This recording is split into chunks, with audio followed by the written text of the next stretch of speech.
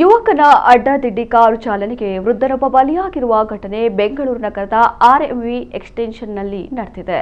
19 ವರ್ಷದ ಶಿಶಿರ್ ಸುಧೀರ್ ಪಾಟೀಲ್ ಎಂಬ ಯುವಕನಿಂದ ಅಪಘಾತ ನಡೆದಿದ್ದು 64 ವರ್ಷದ ಚಂದ್ರಶೇಖರ ರೆಡ್ಡಿ ಸ್ಥಳದಲ್ಲೇ ಸಾವನ್ನಪ್ಪಿದ್ದಾರೆ.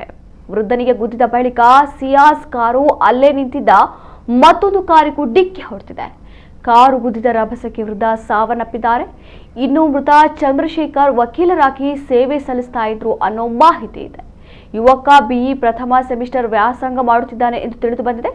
ಇನ್ನು ಘಟನೆಯಲ್ಲಿ ಗಂಭೀರವಾಗಿ ಗಾಯಗೊಂಡಿದ್ದ ಯುವಕ ಯುವತಿಯನ್ನ ಸ್ಥಳೀಯರು ರಕ್ಷಣೆ ಮಾಡಿದ್ದಾರೆ.